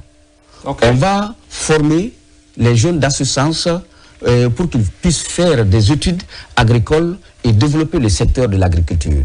Donc rien que le secteur de l'agriculture, quand il est développé, le pays, la Guinée peut se développer avec. Parce que dans les autres pays, le développement n'est pas aussi minier. Le développement est agricole. Donc nous, on fera tout pour faire assister les artisans, c'est-à-dire les cultivateurs, c'est-à-dire avec des ingénieurs agricoles pour pouvoir soutenir ces cultivateurs pour générer de la richesse dans le pays et développer l'agriculture. Voilà. Justement sur la création toujours de l'emploi, parce que c'est fondamental à mon avis. Est-ce que vous proposez, ça a été déjà proposé sous d'autres régimes, des fonds spéciaux pour des jeunes porteurs de projets, ou ça c'est quelque chose auquel vous ne ferez pas beaucoup attention, ou qu'est-ce que vous proposez pour un jeune qui a des idées, mais qui manque de moyens pour exceller? Pour l'accès au financement. Merci. Par exemple, quand aujourd'hui, il y a ce qu'on appelle la PUP. Hein? Oui, c'est la PUP. Voilà, la PUP aujourd'hui fait la promotion de la création, la création des entreprises, surtout notamment les jeunes. C'est beaucoup plus facile. Est-ce que vous comprenez? Voilà. Mais après, faire marcher l'entreprise, ça c'est un autre débat. Mais aujourd'hui, qu'est-ce qui manque à ce niveau? Ils n'ont pas les mesures d'accompagnement. Les 10 000 ou les 5 000 entreprises créées les 10 dernières années, il y a plus de 5 000, il y a plus de 2 000, 3 000 qui meurent. Tout simplement parce que ces jeunes n'ont pas de formation, ils n'ont pas l'accès au financement, ils n'ont pas de subvention. Et d'ailleurs, même la volonté de soumissionner dans les dossiers d'appel d'offres, ils sont freinés. Parce qu'ils ne peuvent pas remplir toutes les conditions de soumission dans un dossier d'appel d'offres. Donc, par conséquent, il a eu l'idée, il veut travailler, il veut produire, mais malheureusement, il n'a pas d'accompagnement, il n'a pas de subvention. Par fini, l'entreprise meurt. Oui, il se retrouve dans l'informel. Il se retrouve dans l'informel. Donc, nous allons remédier à tout cela. On va favoriser l'accès facile à tous les entrepreneurs jeunes pour qu'ils puissent se prendre en charge. On va les former, on va leur doter des moyens. Et puis même l'accès à ces moyens-là va être très facile. Voilà, parce que quand c'est compliqué, d'autres ils peuvent se décourager. Parce qu'il faut développer le secteur privé. Il faut encourager l'investissement dans le pays. Donc nous allons faire ça. Oui, si vous permettez, comme on est toujours dans le chapitre économique, sur la lutte contre la corruption, vous en avez parlé, mais à mon avis, vu l'ampleur de la corruption dans les pays dits moins avancés, même si le débat reste entier, il y a des classements qui sortent chaque année où on voit que notre pays n'est pas bien placé. On ne va pas parler de rang ici, mais qu'est-ce que vous ferez concrètement pour que le modèle change, pour que les gens arrêtent de considérer, par exemple, que nous sommes des pays qui sont à la queue du peloton dans le classement des pays non corrompus. Qu'est-ce que vous ferez pour qu'il y ait une véritable révolution? Il y a des agences qui sont là, on voit des condamnations. Qu'est-ce que vous ferez pour que le système ne puisse plus permettre qu'il y ait autant de corruption? Si c'est prouvé. L'impunité. La lutte contre l'impunité. La lutte contre l'impunité. L'impunité freine le développement. Parce que si vous ne punissez pas les personnes qui détournent les fonds de l'État, eh bien, d'autres vont le faire. Donc nous allons stopper la corruption au sein de notre gouvernance. On va punir les gens. C'est ça la réalité. D'accord. Parce qu'il faut punir. Vous allez sur de la sanction pure et dure. Oui, pure et dure. On a assez sensibilisé à votre goût.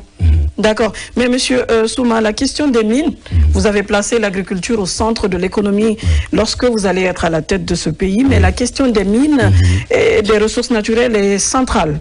Et parce que la Guinée est dotée de plein de ressources. Qu'est-ce que vous allez proposer aux Guinéens en termes pour changer la façon dont on gère nos mines? On parle de bauxite, on parle de fer, on parle de l'or. Pour vous, comment est-ce que le Guinéen pourrait bénéficier davantage de ces ressources? Est-ce qu'à votre arrivée, vous allez renégocier certains contrats?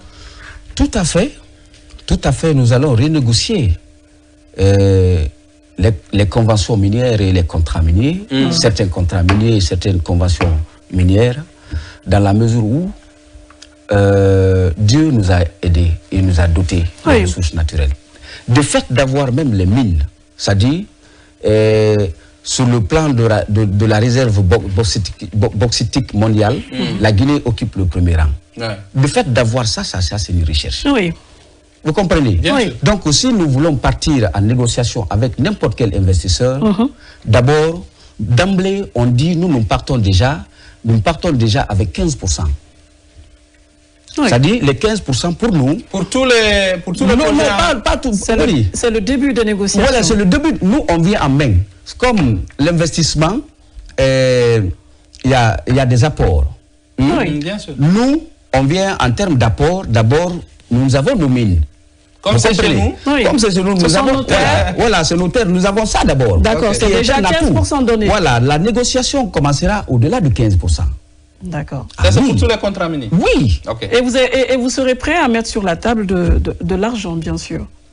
Mais tout à fait. Ou bien vous allez vous contenter de revendiquer l'argent les déjà, terres et les mines? L'argent déjà. Le fait de les avoir, voilà, déjà, nous allons mettre l'argent. D'accord. Est-ce que vous comprenez?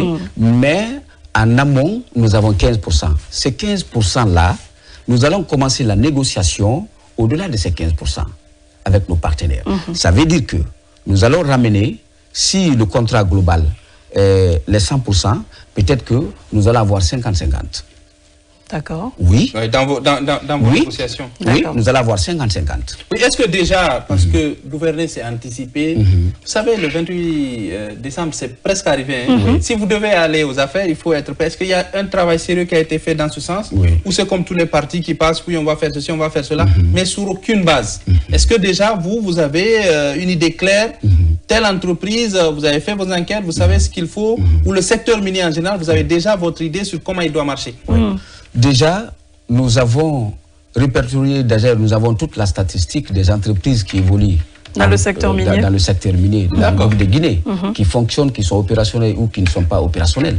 On le sait, nous avons toute la statistique. Ça, c'est bien. Tout ce qui se passe en termes de gouvernance aujourd'hui, nous avons tout ça avec nous. Et vous n'êtes pas d'accord avec plusieurs contrats? Oui, oui, tout à fait, tout à fait.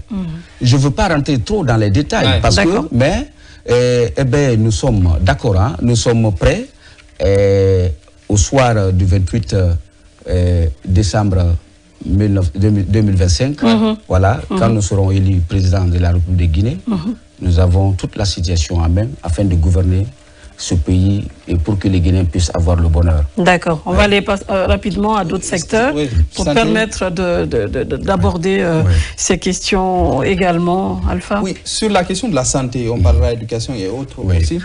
Il y a aujourd'hui, quand on est fonctionnaire, ça va mieux avec la couverture sanitaire et tout, mais pour le bas peuple et même certains fonctionnaires, ça sera quoi votre proposition pour que les choses changent? C'est de nouvelles structures sanitaires, c'est une formation.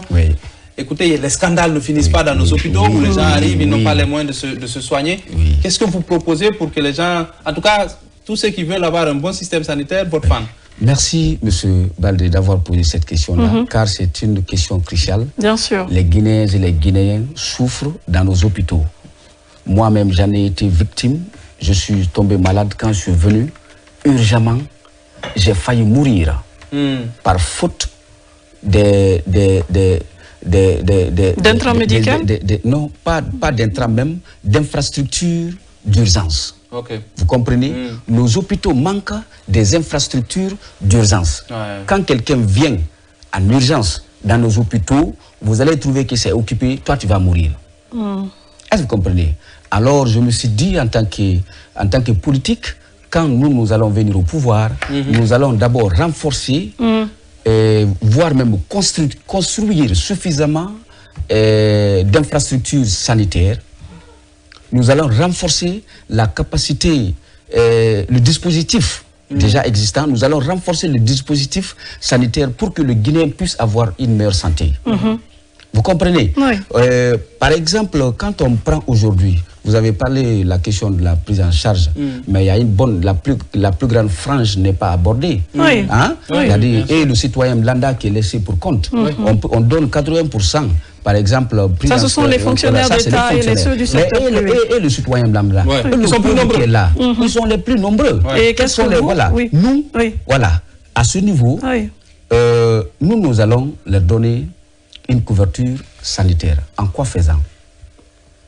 En créant... Tous les Guinéens? Oui, en créant des services de référence. Nous allons créer des services de référence. Par exemple, notre méthode, par exemple, celle qui vend les condiments au marché, c'est comme si, quand vous prenez l'assurance, vous pensez que l'assurance, tout le monde peut souscrire à l'assurance vie. Tant que vous avez des ressources. Oui, vous voyez, non? Donc nous, la bonne maman qui vend au marché, elle a un revenu, quel que soit. Vous comprenez? Nous allons sensibiliser cette couche de la population en créant des services de référence et que ces bonnes mamans vont venir souscrire à ces services de référence de prise en charge de protection sociale. Il ne serait-ce que par exemple 50 000 francs que vous allez déposer. Est-ce que vous comprenez? Quand vous allez déposer sur une période donnée, voilà, sur une année, vous comprenez? Afin que nous puissions vous donner une protection sociale. Nous allons subventionner le secteur. D'accord. Mais on va sensibiliser parce que tout est mental.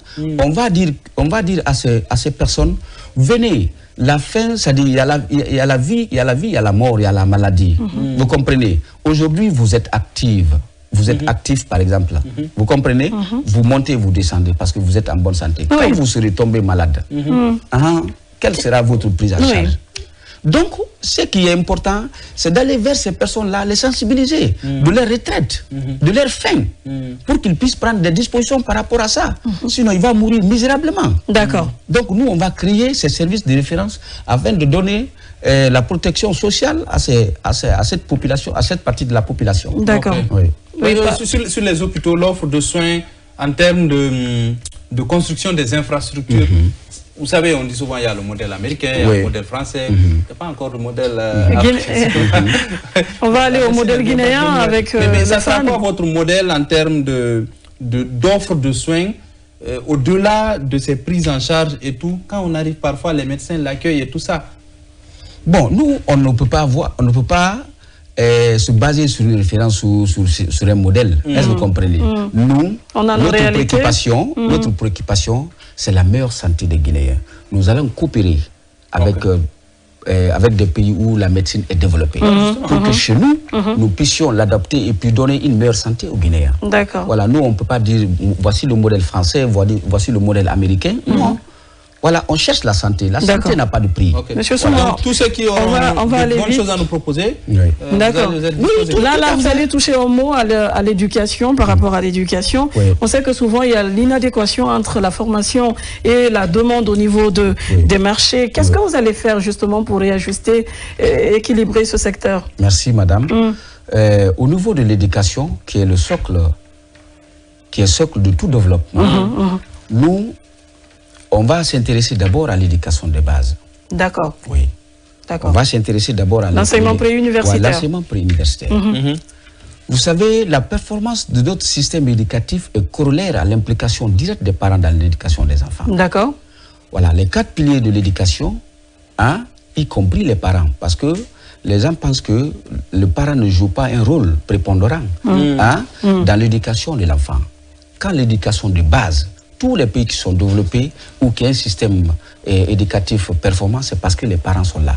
Donc nous allons faire en sorte que l'éducation de base soit réellement qualifiée et au niveau de l'université, au niveau supérieur, l'emploi, c'est-à-dire la formation, l'emploi. La formation, l'emploi. Vous savez, les gens ont oublié dans ce pays. Bon, bien sûr qu'il y a l'implication, il y a l'amplification des dépenses publiques où la population a augmenté, vous comprenez. Mais à l'époque, le premier régime, quand tu finis, c'est-à-dire tu es en train d'étudier. Quand tu finis, voici ton travail. Est-ce que vous comprenez? C'est-à-dire la formation est adaptée directement au marché de l'emploi, aux besoins du marché. Donc nous allons faire, on va réduire, comme je l'ai dit, le chômage en République de Guinée est une bombe en retardement. Plusieurs le disent, plusieurs personnes le disent. Vous comprenez? Donc nous allons faire en sorte que les sortants d'université, qui soient tous en formation... Mais est-ce qu'on doit s'attendre à la suppression de beaucoup de disciplines avec vous dans l'avenir? Mais tout à fait. Qui semble le plus correct en réalité? Tout à fait. D'accord. Tout à fait. Ok. Il y a des disciplines qu'on enseigne qui n'ont pas de sens. Oui, qui ne peut pas nous développer. C'est rien que des théories. D'accord. Voilà. Tout le monde veut être dans un bureau. Oui, mais on va aller rapidement. Alpha, on est pris par le temps. Sur d'autres axes, par exemple, sur la scène internationale, comment vous allez redéfinir la place de la Guinée et avoir une meilleure visibilité et attirer les investisseurs? Merci encore une fois. Sur le plan international, la Guinée, vous le savez, la Guinée était le phare de l'Afrique. Ah oui, sur le plan international, la Guinée était le phare de l'Afrique. L'accession des pays africains à l'indépendance, la Guinée a joué beaucoup de partitions. Donc ça veut dire que la Guinée était écoutée sur le plan international. Vous comprenez? Mais aujourd'hui, quand tu prends toutes les institutions aujourd'hui africaines, il est rare de voir même les Guinéens au sein d'une institution. Tu vas te demander, est-ce qu'il y a des intellectuels dans ce pays-là? Et pourtant, les fondements de l'Union africaine c'est les Guinéens. C'est les Guinéens qui ont fondé d'ailleurs l'OUA, les institutions africaines. Oui. Alors pourquoi ce recul? Mais qu'est-ce que vous allez faire pour changer cela? Qu'est-ce que nous allons apporter à cela? D'abord, nous allons appuyer nos compatriotes qui souhaiteraient appartenir à une institution internationale. Oui, nous allons les appuyer sérieusement. Nous allons faire en sorte que la place que la Guinée avait avant, la place de la Guinée datant, que cette place-là nous revienne en faisant la promotion de nos compatriotes qui ont le niveau requis pour pouvoir être au sein d'une institution internationale et représenter la Guinée. Ok, d'accord. Ouais. Oui, moi je voulais qu'on revienne un peu, vous allez accepter, sur le secteur éducatif. Aujourd'hui, on voit il y a plus ou moins d'efforts un peu dans tous les secteurs. Est-ce que vous allez commencer par quoi? Ça sera là-bas. C'est bien de changer quelques disciplines, le modèle, mais en termes de refondation réelle, parce que quand on prend le niveau de l'élève guinéen comparé à un élève togolais, par exemple, je dis n'importe quoi, mais généralement, ce n'est pas fameux chez nous, même si on a quelques lumières. Qu'est-ce que vous ferez concrètement? Ça sera de là-haut, du sommet vers le bas, ou vous allez chercher à refonder les racines jusqu'à... Qu'est-ce qui est là qu'on pourrait changer concrètement? Oui, ça se fait actuellement. Il ne faudrait plus qu'on fasse comme ça. On doit faire d'une telle autre manière. D'abord, c'est d'améliorer carrément les programmes. Le contenu des programmes. Le contenu des programmes. D'accord. Il faut les améliorer. Ça, c'est un. L'adapter à la réalité actuelle. De deux, il faut se baser sur l'éducation de base, c'est-à-dire à l'enfance. Tant que l'éducation de base n'est pas là, l'enfant qui est là, à l'école primaire, mais c'est cet enfant-là qui va se retrouver à l'université. Donc aussi la base, le fondement de son éducation est raté, mais ça va se suivre. Donc nous, c'est pour cela, nous allons nous focaliser sur la formation des enfants, l'éducation de base, qu'un enfant de la première année puisse s'exprimer en français, qu'un enfant de l'école primaire puisse parler la langue officielle de la Guinée. Est-ce que vous comprenez? Qu'un enfant de l'école primaire, vraiment, qu'on soit fier de lui. Lire et écrire. Voilà, qu'on soit fier de convenablement, d'accord. Mais aujourd'hui, tu peux voir des enfants qui font la 5e année. Déjà, on connaît la réalité, M. Souma. On va gagner en temps. Voilà. Il y a le programme, il y a les établissements, il y a les enseignants. Comment vous allez faire avec ces autres acteurs? Il faut former, c'est important. Il faut former les formateurs. Mais à ce niveau, il y a des enseignants formables. D'accord. Et il y a des enseignants non formables. On doit formater. Oui, non, on va se retrouver avec un système éducatif où des enseignants, le milieu est assaini. Tout à fait. Vous allez remercier plusieurs enseignants. Mais il doit être un modèle. Un enseignant est un modèle. Sur base de quoi? Celui qui ne Sur base des évaluations? Oui, tout à fait. C'est-à-dire, c'est ce que j'ai dit, un enseignant formable et un enseignant qu'on ne peut pas former.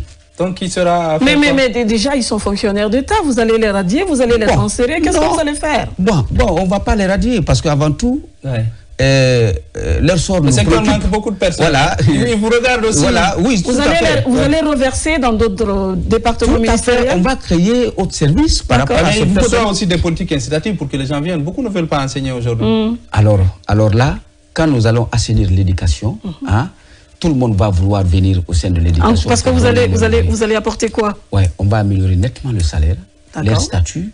Oui, c'est vrai. L'enseignant souffre. C'est ça la réalité. L'enseignant souffre. Enseigner, j'ai enseigné, c'est difficile. Oui. Tu n'as pas autre activité que ça.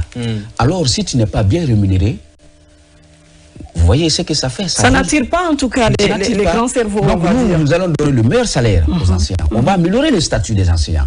On va faire en sorte que l'enseignant soit bien logé, mieux logé. Ils en ont besoin. Ils sont en train de former l'élite de la Guinée. Donc il faut les prendre en compte.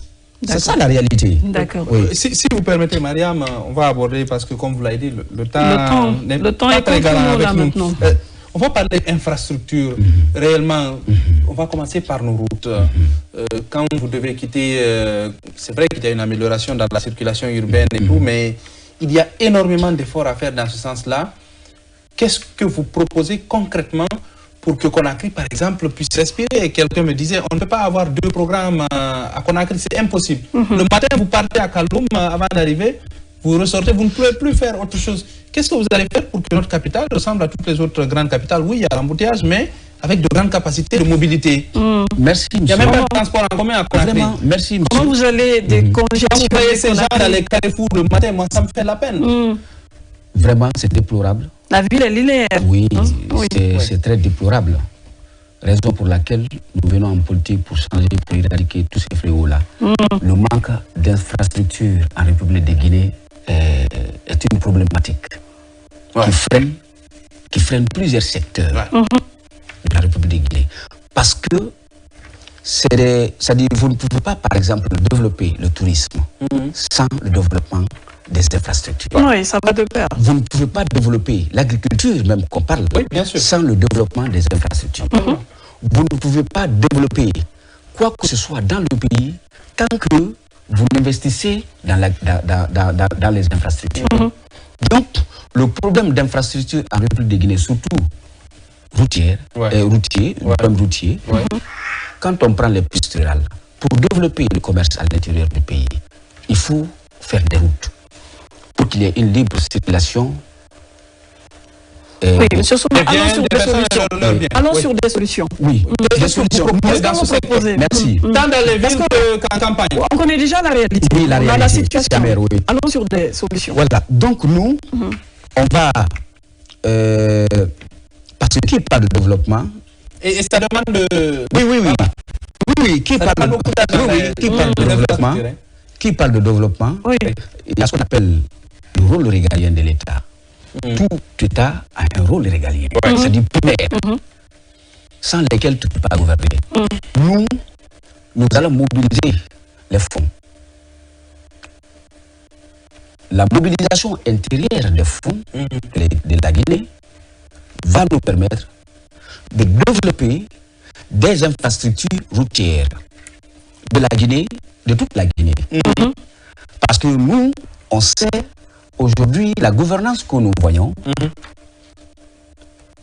on peut faire des mesures d'austérité afin d'engager beaucoup de monnaie, beaucoup de milliards de dollars, afin de les investir dans d'autres secteurs de développement.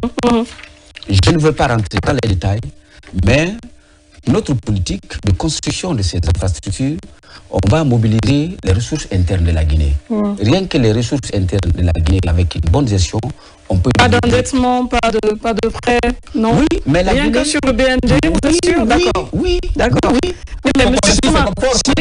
Si la gestion est rationnelle, la Guinée est un pays qui... On va venir tout à l'heure à la répartition de votre BND lors de votre première année. Mais avant cela, est-ce que vous allez, parlant toujours des routes ou des moyens de transport, vous allez explorer d'autres mondes, d'autres milieux? On a de l'eau, on a de la mer qui longe pas mal de côtes, on a les voies ferroviaires, parce que construire d'autres routes à Conakry, c'est faire tomber toutes les maisons maintenant. Il faut diversifier le... Oui, comment vous allez diversifier ça? Vu nos on ne peut pas, si on veut développer la Guinée, on ne peut pas faire des... Que des routes. On ne peut pas faire des omelettes sans casser les œufs. Vous comprenez ce que je veux dire? Expliquez-nous. Alors nous, déjà la Guinée a un plan dans ce sens-là. La Guinée a un plan qui a été élaboré depuis. Il suffit de mettre ce schéma-là, le plan de Conakry, et l'exécuter. On l'appelle le schéma directeur. Et l'exécuter. Vous comprenez? D'accord. Sans aucun état d'âme. D'accord. Pas que la route arrive et puis après... Oui, l'immeuble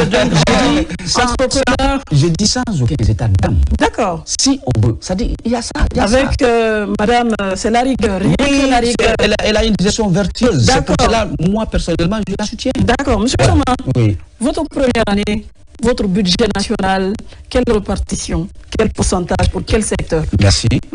Le bébé gâté. Oui. Est-ce qu'il y a des préoccupations? Vous allez ça sera quoi la priorité de votre la priorité des sur les 100% du budget. Sur les 100% du budget, merci. Tout est prioritaire. En Guinée, tout est prioritaire. Vous comprenez? Mais parmi les priorités, il y a des priorités. Auquel pays ne peut se développer. Donc nous, avec les différents secteurs de développement, nous allons d'abord, comme je l'ai dit, se baser d'abord. On va prioriser l'État et l'éducation. L'éducation et la santé. Vous comprenez? L'éducation et la santé. Et l'agriculture sera notre cheval de bataille. On va former la ressource humaine capable, capable vraiment de changer ce pays. On va former les gens. On va renforcer le système éducatif. On va développer l'agriculture. Parce que le développement de tout pays passe par l'agriculture. L'agriculture peut nous permettre de nous autosuffire. Nous avons les terres arables. Le pays est potentiellement riche agricolement. Vous comprenez? Donc, nous allons saisir l'agriculture comme levier de développement. Les mines, nous n'allons pas nous baser. Déjà, les mines doivent servir de levier de développement des autres secteurs. C'est pas des ressources. Voilà. C'est clair. D'accord. Comment est-ce qu'on peut avoir les mêmes chances pour tout le monde? Merci, M. Baldé. Ça, c'est la question du genre. La Guinée a pris des engagements par rapport à l'égalité des sexes et de l'autonomisation des femmes. Mais le constat est que d'après même les institutions de l'UDH, l'indice de développement humain, le taux de participation de la femme dans les instances de décision en République de Guinée est très faible. D'où nous allons faire en sorte qu'il y ait la parité. La parité, oui. C'est ambitieux, hein? Oui, la parité. C'est une convention déjà ratifiée par la Guinée. Mais c'est-à-dire son application fait défaut. Alors, nous, ces conventions-là, nous allons les appliquer. Et aujourd'hui, comme je l'ai dit, 58 ans au jour, ce pays-là a été toujours dirigé par les hommes. Alors, pourquoi ne pas faire aussi la promotion? Oui, parce que l'égalité des chances. Pourquoi pas une femme Premier ministre? Pourquoi pas une femme présidente de la République? Alors, nous allons respecter tous ces engagements que la Guinée a pris dans les institutions internationales en termes de parité, en termes d'égalité entre les sexes. Notre programme par rapport à la jeunesse, c'est de donner l'emploi à la jeunesse guinéenne. La jeunesse guinéenne aujourd'hui est déboussolée, désemparée. Il y a des gens, ils ne savent même pas que faire. Raison pour lesquelles d'autres se donnent la mort pour aller dans les Méditerranées afin de trouver le bonheur. Tu vas voir ce jeune-là qui a fini l'université pendant des années, 10 ans, il n'a même pas eu son premier emploi. C'est grave pour un pays comme la Guinée. Vous comprenez? Donc, la préoccupation des jeunes sont au cœur de notre gouvernance. Nous allons faire en sorte que les jeunes soient formés, les jeunes soient, c'est-à-dire l'employabilité des jeunes, c'est-à-dire la formation et l'emploi soit corrélaire. C'est-à-dire, tu es formé, tu as l'emploi. Tu es formé, tu as l'emploi. Et puis, d'autres jeunes qui n'ont pas eu la chance d'étudier les corps de métier. Les formations techniques. Merci. La formation technique, on va leur donner une formation professionnelle technique. Plus avancée. Je ne dis pas que ça n'existe pas. Plus appropriée aux besoins. Donc la préoccupation des jeunes, je suis jeune, nous faisons en sorte que les jeunes vraiment puissent avoir le courage de vivre chez eux. D'accord. Donc, mesdames téléspectateurs, si vous nous rejoignez, nous sommes dans votre émission spéciale Face aux électeurs. On est avec M. Bangali Souma. Il représente le parti fan de Dr Makale. Non, Radia Makale. Pardon, Radia Makale, Camara. Donc, un dernier mot avant que nous regarde, les téléspectateurs, les Guinéens. On les yeux rivés sur vous, M. Souma. Peut-être que vous allez regarder cette caméra-là, qui est derrière moi, pour leur dire pourquoi est-ce qu'ils devraient se mobiliser le 28 décembre pour voter le parti fan. Voilà. Et puis on va, je crois, terminer avec... Oui, les Guinéens dans l'Isoire, le 28 décembre. Qu'est-ce qu'ils doivent retenir et voter pour vous? Merci. Chers concitoyennes, chers concitoyennes, le moment est arrivé pour vous de choisir le candidat ou la candidate qui va vous mener au soir du 28 décembre 2025. Je lance alors à cet effet un appel au peuple de Guinée. Ce choix ne doit pas être basé sur l'ethnie. Ce choix ne doit pas être basé sur la religion. Ce choix ne doit pas être basé sur une autre quelconque considération. Ce choix doit être basé sur la personne capable de vous mener, qui a une probité morale, qui a une gestion vertueuse, qui a un projet de société pour la Guinée, pour que les Guinéens puissent sortir de l'ornière. De 58 à nos jours, les Guinéens ne font que souffrir, avec toutes les potentialités que Dieu nous a dotées. Il est temps de prendre conscience, car le développement, il est conscience. Il est comportemental. Donc, je vous exhorte, le peuple de Guinée, de faire un choix judicieux. Mais ce choix judicieux va à l'occurrence de Khadjamakali Camara, qui est une espèce rare en République de Guinée, qui connaît notre pays, qui peut changer ce pays-là, qui est une femme vertueuse et qui a une gestion vertueuse et rigoureuse. Car tout développement entaché de la corruption, il n'y aura pas de développement. La femme lutte contre la corruption. D'accord. Donc, votez Khadjamakali Camara, la Guinée va changer. Et puis c'est une femme. Je vais parler à l'endroit également des femmes. Oui, rapidement. Toutes les femmes doivent voter Khadjamakali Camara. Pour une première fois, une femme présidente de la République de Guinée. Je vous remercie. Merci beaucoup, Monsieur Bangali Souma. Je rappelle que vous êtes vice-directeur de campagne, membre du bureau politique national et chargé à la mobilisation au niveau du parti Front pour l'Alliance nationale. Merci d'être venu sur ce plateau. Merci, Madame Camara. Merci, Monsieur Baldé. Ce fut un plaisir. Hein. Merci à toi, Alpha Baldé, de venir également. Oui, merci à vous autres, aimables téléspectateurs. On espère que vous êtes un peu plus éclairés sur le projet de société du parti Fan. Nous vous donnons rendez-vous pour un autre numéro avec un autre candidat et un autre projet de société. Portez-vous bien. Au revoir.